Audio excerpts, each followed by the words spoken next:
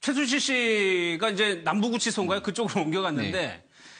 불만을 터뜨렸다는 보도가 있었어요. 네, 박근혜 전 대통령이 이제 서울구치소로 오면서 둘이 네. 같은 곳에 있을 수가 없기 때문에 남부구치소 이감을 했죠. 근데 남부구치소가 사실 시설은 훨씬 더 좋다고 합니다. 최근 지어졌기 때문에 아무래도 오래된 시설보다는 훨씬 더 최근의 시설에서 좋은 시설을 가지고 있으나 공간이 이제 예전에 있었던 서울구치소보다는 좀 좁다는 거예요.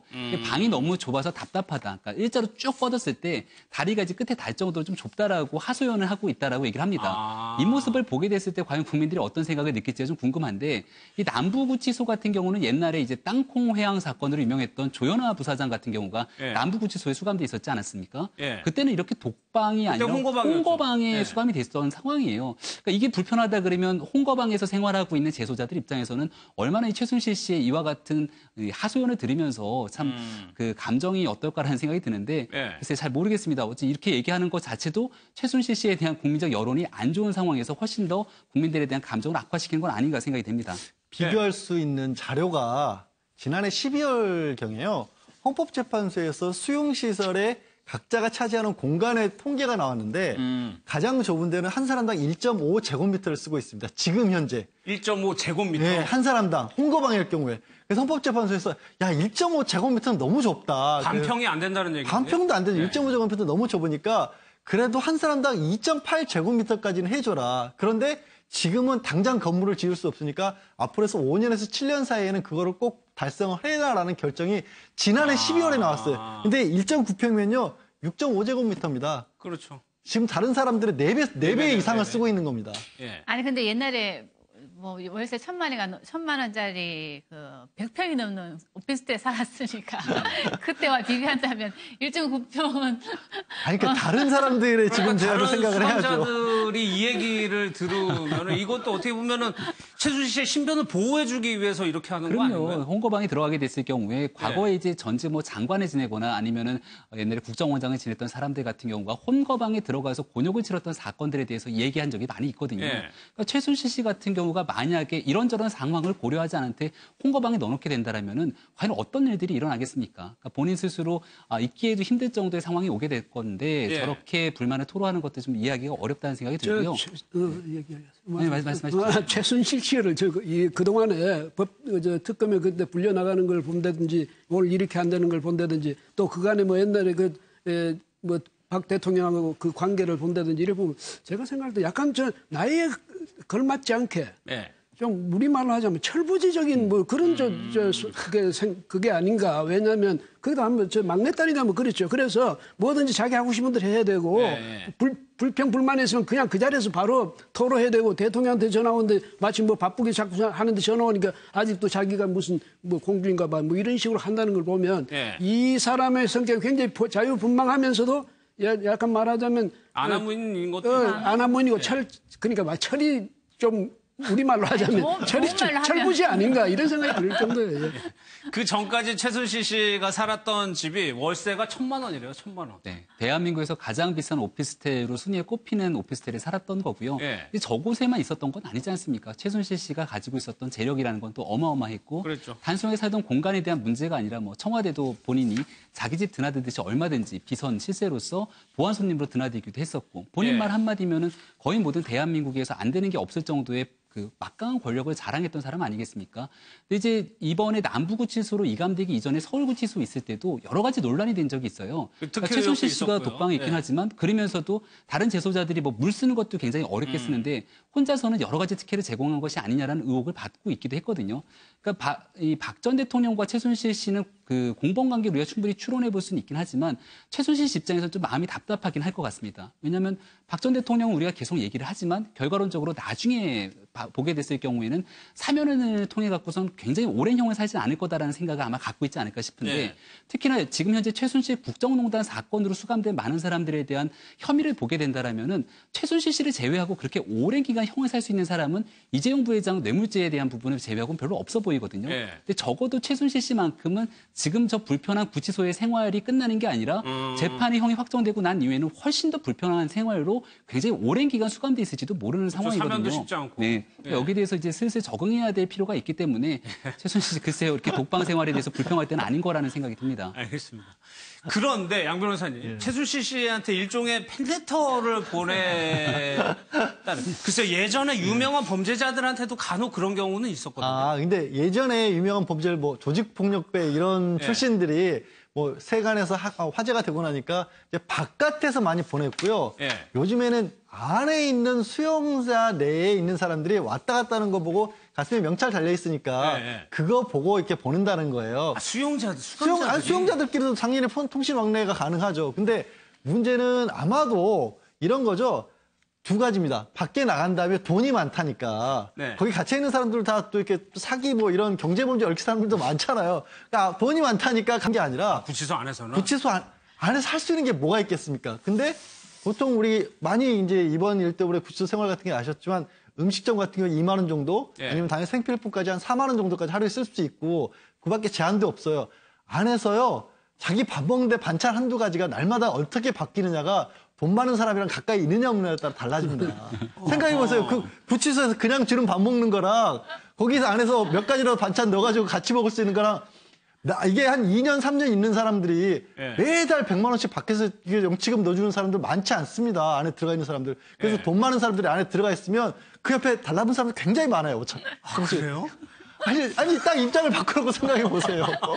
영치금 안 들어오는데 최순실 같은 사람이 거기서도 있어서 돈 있는 사람이. 그가 참 서글프네요. 서글픈데 돈이 걸려. 그 안에서는 정말 그래요. 안이나 밖에나 돈이 그냥 있어야 되는 거네. 그래서 되게 슬픈 아니, 현실이죠. 편지를 쓴 사람들 아까 보면은 뭐 스포츠 토토 하다가 잡힌 사람들. 그렇죠. 일종의 네. 좀 사기. 보이스피싱이랑 스포츠 토토 관련 범죄, 일종의 사기범들인데. 특히 이 최순실 국정농단은 어찌 보면 결국은 나중에는 영화화돼서 한번 나올 것 같아요. 이게 시나리오만 보게 됐을 경우에는 과거 이제 영화 내부자들이라는 영화가 있었는데 이걸 보면서도 참 영화가 흥행했던 거는 이게 이제 우리 사회가 갖고 있는 현실의 일정 부분 단면을 좀 극대화시켜서 보여줬던 측면이 있는 건데 네.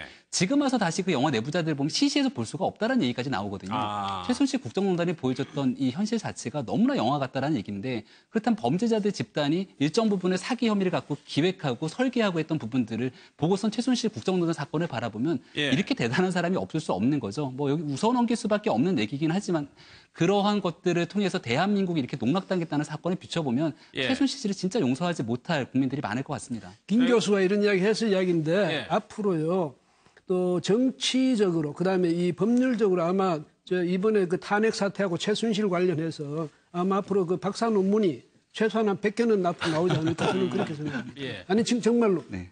저희 그 485 최순실 씨가 편지를 읽고 있는 거를 만들어 보는데 저거 보면서 최순실 씨가 어떤 생각을 할지도 좀 궁금합니다.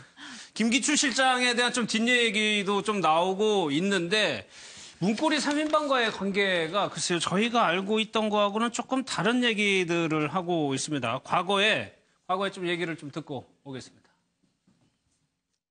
그 제가 안타깝게 생각하는 거는 그 문고리 3인방 있지 않습니까? 네. 그리고 아까도 말씀드렸습니다만은 이 만만의 사건, 정인회 이 사건, 뭐 이때의 그 십상시 사건이죠. 그때 그 좀 김 실장께서 그걸 갖다가 좀 잘 처리를 했으면은 이게 이렇게 최순실 게이트로 비화하지는 않았지 않겠느냐 이런 생각을 좀 해보는데 그 문고리 3인방과 일종의 타협을 하신 거죠? 아이, 저는 그렇지 않습니다. 아니 그러면은 굴복하신 겁니까? 아니, 굴복한 것도 아니고요. 뭐 그 사람들이 저를 뭐 감히 어떻게 하지 못하고요. 네. 항상 그 저 밑에 있는 사람들이기 때문에 지금 밖에 생각하는 것처럼 뭐 그 사람들이 저를 어떻게 하는 사람들은 아니고. 뭐 청문회 때도 뭐 감히 뭐 나를 어떻게 하지 못한다라고 했는데 이번에는 전해진 얘기로는요 눈도 못 마주치는 관계였다라는 얘기. 그러니까 김 실장은 그렇게 봤죠. 예. 그러니까 이 문고리 3인방이 감히 어떻게 저 연세도 저렇게 높고 실장인데 거기다가 박근혜 전 대통령이 정말 신뢰하는 그런 실장 앞에서 뭐 자기들이 감히 뭐 숨이라도 제대로 쉬었겠습니까? 그런데 문제는 저 겉으로 드러나는 권위가 있지만 예. 안으로 실제로 행사하는 힘이 있거든요. 영향력이. 그런데 그런 점에서 볼 때 문고리 3인방은 충분히 자신들의 만약에 영향력대로 다 행사하고 그렇죠. 힘은 힘대로 다 행사하면서 김기춘 실장 앞에 와서는 만약에 정말 복종하는 그런 신용을 했다면 김기춘 전 실장으로서 당연히 얘들이 나한테 충성스럽구나든지 나한테 나를 굉장히 어렵게 하는 거는 이렇게 봤겠지만 실질적으로 대통령한테 접근을 하는 그런 길을 실제로 막고 차단하고 아니면 대통령을 만나게 해주고 이런 역할을 할 수 있는 사람이 김기춘 실장이 그렇게 할 수 있습니까? 못 하잖아요. 그러니까 그럼 바로 실질적인 역할은 3인방이 했는데 김 실장이 그걸 정말 몰랐는지 아니면 알고도 뭐 눈 감았는지 그거는 이제 모르죠. 앞으로 밝혀지겠죠. 그러니까 거기 여기에 같이 나오는 게 최순실을 내가 모를 리 있겠냐라고 하면서 한숨까지 쉬었다는 게 보도 내용. 이제 측근에 대한 면회 과정에서 나왔다는 얘기이기 때문에 본인의 솔직한 속내가 아닐까라는 생각이 들어요. 그러니까 그동안은 최순실을 전혀 모른다라고 발뺌을 했었지만 이제는 김기춘 실장 같은 경우도 재판 앞두고 재판이 진행 중에 있는 상황 아니겠습니까? 근데 우병우 전 수석과 마찬가지로 직권남용, 직무유기. 그러니까 말 그대로 최순실의 여러 가지 국정농단을 다 알고서도 방조했다라면 이거는 직무유기가 되는 거고요. 그러니까 본인에 대해서 말 그대로 문고리 3인방과의 관계가 되게 중요한 거는 김기춘 전 실장이 이러한 모든 것들을 알면서 문고리 3인방이 하는 최순실 간의 국정농단을 다 알면서도 적당히 타협하면서 함께 거기에 대해서 협조자로 일을 했다라면은 말 그대로 블랙리스트 사건이나 인사개입 모든 사건에 대한 공모자인 게 정확하게 드러나는 것 아니겠습니까? 근데 아마 김기춘 전 실장이 하고 싶었던 얘기는 내가 최순실은 알기는 알았으나 그들과 가까이 지내지는 않았다. 따라서 나는 문고리 3인방과는 전체적으로 떨어져 있는 관계였을 뿐이고 이러한 국정농단은 그들이 한 것이지 나는 알면서도 일부러 최순실을 멀리하려고 했던 거다라는 얘기를 계속해서 반복 주장을 하는 게 아닌가 싶은데요. 실제 재판 결과에서 어떤 판결이 날지는 잘 모르겠습니다. 양 변호사님, 지금 이 내용이 김기춘 실장이 지금 받고 있는 재판하고 직접적인 관련이 있나요? 글쎄요. 그게 없죠. 아주 직접적인 관련이 있지는 않겠죠. 예. 그러니까 저게 안다라는 의미, 모른다는 의미도 조금은 뉘앙스라고 해야 될까요? 뭐 그 사람의 존재를 알고 그가 어떤 짓을 한다는 걸 알고 있지만 내가 굳이 관여하지 않았다라는 정도. 그럼 나는 직접적으로 그러니까 청문회 같은 데 나가서도 안다라는 의미가 여러 가지 있지 않습니까? 우리도 아는 사람 얼마나 많습니까? 근데 진짜로 아는 사람, 가까운 사람과 그냥 아는 사람은 또 다르잖아요. 그러니까 내가 국정 운영과 관련해서는 모르는 사람이었다라는 식으로 얘기하고 말 겁니다. 그러니까 청와대 당시에 어떻게 돌아갔느냐. 그러니까 조홍천 의원의 말이 가장 정확할까요? 그냥 암묵적으로 서로 돕는 관계 그렇죠. 이렇게 그런 봐야 것 될까요? 같아요. 그리고 조홍천 의원이 지난번 인터뷰한 걸 보니까 김기춘 비서실장조차도 대통령 만나려고 하면 저기 문고리 3인방을 거쳤어야 그랬죠. 한다는 얘기가 나오잖아요. 그런 걸 보면은 우리가 알기로는 김기춘 전 실장은 뭐 40년 동안 권력의 핵심에 있던 분인데 저렇게 문고리 3인방 하나 제대로 제어를 못했다는 게 저는 개인적으로 좀 이해가 안 돼요. 그런 의문이 있었죠. 그건 좀 이해가 안 돼요. 그래서 우리가 그냥 그 당시에는 바깥에서는 이 김기춘 비서실장이 지금 청와대를 잘 통제하고 있다 생각을 한 거잖아요. 근데 결과적으로 보면 통제를 당한 게 아니라 통제를 당하고 있었던 거예요, 지금. 그러니까 그런 관점에서 봤을 때 저는 김기춘 비서실장이 대통령의 국정농단을 이렇게 된 데는 상당한 역할을 했다 좀 봐요. 이제 본인이 최순실 씨를 알아서 직접적으로 최순실이 하는 그 국정농단의 조력자는 안 했을 것 같다 하더라도 실질적으로 보면 박근혜 대통령이 지금 최순실하고 친하고 뭔가가 이루어지고 있다는 건 본인이 알았을 건데 그거를 막으려 하지 않고 오히려 그걸 숨기기에 급급했다고 보여지기 때문에 지금은 이제 와서 내가 왜 몰랐겠느냐 하는 얘기는 아마 이제 후회스러워서 지금 그 얘기를 하는 것 같은데 그렇다 하더라도 저는 김기춘 비서실장이 정말 저는 박근혜 대통령에 대해서 그 안에 있던 사람들 중에도 그래도 대통령한테 가서 이렇게 하시면 안 됩니다고 할 수 있는 사람은 저 사람밖에 없었을 것 같은데도 그 역할을 못했다고 하는 거는 전 도무지 좀 이해가 안 돼요.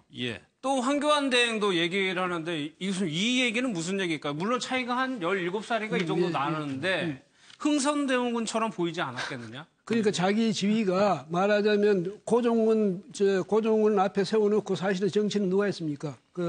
흥선대원군이 했거든요. 대원군이었죠. 그러니까 박근혜 전 대통령이 앞에 대통령으로 있으면서 사실은 뒤에서 권력은 자신들이 행사하는 걸로 남들이 보지 않았겠느냐 이러는데요.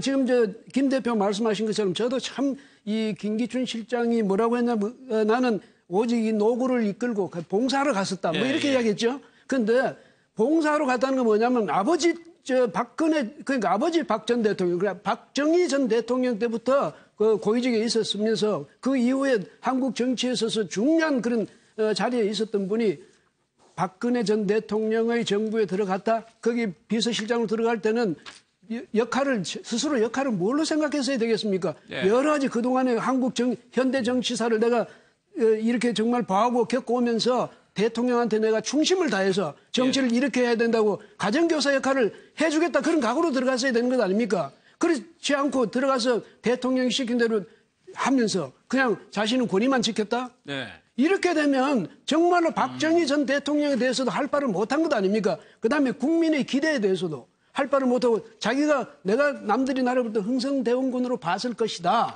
이렇게 했다면 흥성대원군으로서의 역할을 직접 나서서 뭐 섭정 역할을 못하더라도 예. 대통령한테 직언을 하고 간언을 하고 그래도 안 되면 차라리 그 자리를 나오는 한이 있더라도 그렇게 함으로써 예. 정치 원로로서 행정 원로로서 법조 원로로서 예? 그 국민들 앞에서도 모범을 보였어야 되는데 저분이 그걸 회피한 것 같아요. 제가 볼 때는 자기의 역할을. 그래서 그 점에 대해서는 저 어른도 예. 하실 말씀이 없지 않나 이런 예. 나중에 참 많은 얘기들이 나올 것 같은데 일단 이 얘기는 겉으로는 그렇게 보였겠지만 나는 실질적으로 뭔가 영향력이 없었다는 의미도 그렇죠. 되고 본인에 대한 모든 혐의를 피해가고자 하기 위한 발언으로 보이는데요. 예. 저렇기 때문에 사실 김기춘 전 실장이 더 비난받을 수밖에 없는 겁니다. 그러니까 정호성 전 비서관이 재판 과정이라든지 나와서 무슨 얘기를 했냐면 최순실 씨는 드러나서는 안 되는 사람이었다는 얘기를 하게 그랬죠. 되죠. 예. 최순실 국정농단의 주역이었던 사람들을 한 명 한 명 그러니까 뜯어보기 시작하면은 고영태 씨, 뭐 노승일 씨, 그리고 차은택 씨 등등에 대한 사람들이 권력과는 거리가 분명히 먼 사람들이었거든요.